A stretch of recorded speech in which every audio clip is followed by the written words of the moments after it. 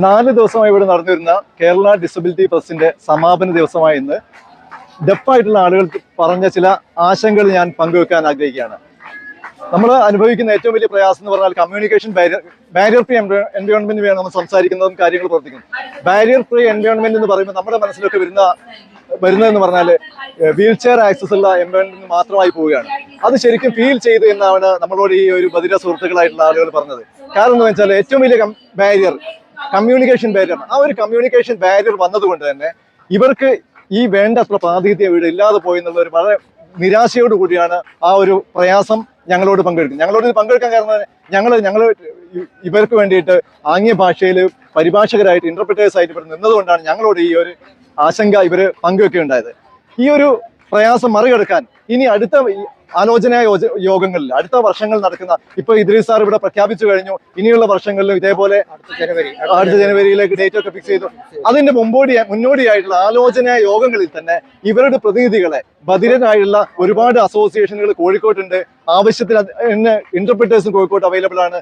അപ്പൊ അവർക്ക് മുഖ്യ സ്റ്റേജുകളിൽ പ്രസംഗകരായിട്ട് അവസരം കിട്ടണമെന്നാണ് ഒരു ഡിമാൻഡാണ് അവർ വെച്ചിരിക്കുന്നത്. ആ പ്രസംഗകരായിട്ട് അവർക്ക് അവസരം കിട്ടണമെങ്കിൽ ആ ആലോചനാ യോഗങ്ങളിൽ ആദ്യം മുതൽ തന്നെയുള്ള യോഗങ്ങളിൽ ഇവർക്ക് ഇവരുമായിട്ട് കാര്യങ്ങൾ കമ്മ്യൂണിക്കേറ്റ് ചെയ്യാൻ വേണ്ടിയിട്ട് ഒരു സൈൻ ലാംഗ്വേജ് ഇന്റർപ്രറ്റേഴ്സിനെയും ആ ഒരു യോഗങ്ങൾ മുതൽ ഇനി അടുത്ത രണ്ടാമത്തെ KDF വരുമ്പോൾ എല്ലാ മീറ്റിങ്ങുകളും തുടക്കം മുതൽ തന്നെ ഒരു സൈൻ ലാംഗ്വേജ് ഇന്റർപ്രറ്ററും അതേപോലെ തന്നെ ഡെഫായിട്ടുള്ള അസോസിയേഷനുകളുടെ പ്രതിനിധികളെ ഉൾപ്പെടുത്തിയാൽ ഈ ഒരു പ്രയാസങ്ങൾ പരിഹരിക്കാൻ കഴിയുമെന്നാണ് അവര് ഞങ്ങളോട് പറഞ്ഞ ആ ഒരു പ്രയാസങ്ങൾ അതുപോലെ പിന്നെ അടുത്തതിനുള്ള ഒരു പ്രത്യാശ ഞങ്ങൾ പങ്കുവെക്കുകയാണ് ചെയ്യുന്നത്.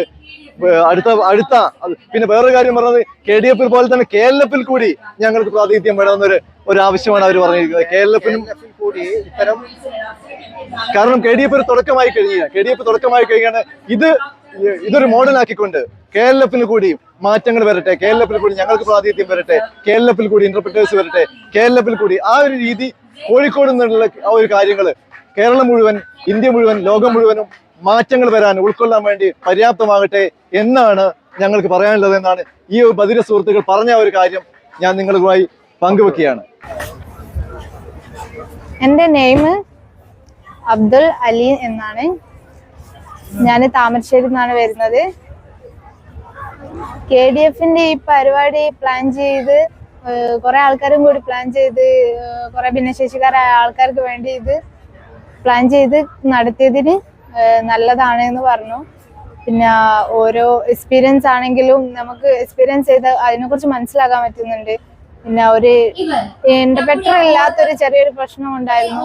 വെച്ചാല് ഡെഫായിട്ടുള്ള ആൾക്കാർ പോകുമ്പോൾ കുറച്ച് പ്രശ്നം വരുന്നുണ്ട്. ഒരു ഇന്റർപ്രറ്റർ ആവശ്യമുണ്ട് എന്നാണ് പറയുന്നത്. എന്റെ നെയിം ഉണ്ണികൃഷ്ണൻ എന്നാണ്. ഞാൻ പേരാമ്പ്രന്നാണ് വരുന്നത്.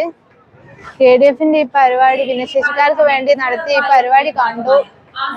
പിന്നെ വെച്ചാല് ഇവിടെ ഒരു ഡെഫായിട്ടുള്ള ഒരാൾക്ക് ഇവിടെ ഒരു പ്രയോറിറ്റി കുറഞ്ഞൊരു പ്രശ്നമുണ്ട്. വെച്ചാൽ അടുത്ത പ്രാവശ്യം പ്രയോറിറ്റി വേണമെന്നാണ് പറയുന്നത്.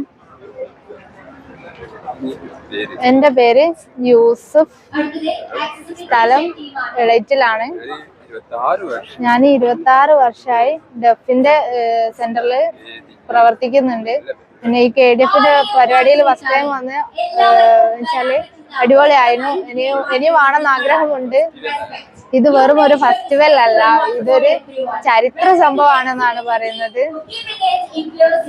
ഇനി വെച്ചാൽ എല്ലാ വിഭാഗം ഭിന്നശേഷിക്കാർക്കും ഓലെ ഇതറിഞ്ഞിട്ട് സഹായിക്കണമെന്ന് വിചാരിക്കുന്നുണ്ട്. ഇനിയും ഈ പരിപാടി വേണമെന്ന് ആഗ്രഹിക്കുന്നുണ്ട് എന്നാണ്.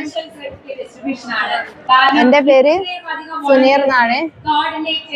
ഞാൻ ഇവിടെ വെച്ചാല് കുറെ ആൾക്കാർക്ക് ഡെഫായിട്ടുള്ള കുറെ ആൾക്കാർക്ക് അവരുണ്ടാക്കുന്ന ഓരോ സാധനങ്ങളും വിൽക്കാൻ വേണ്ടിയിട്ട് ഒരു സ്റ്റാള് വേണമെന്ന് പറയുന്നുണ്ട്.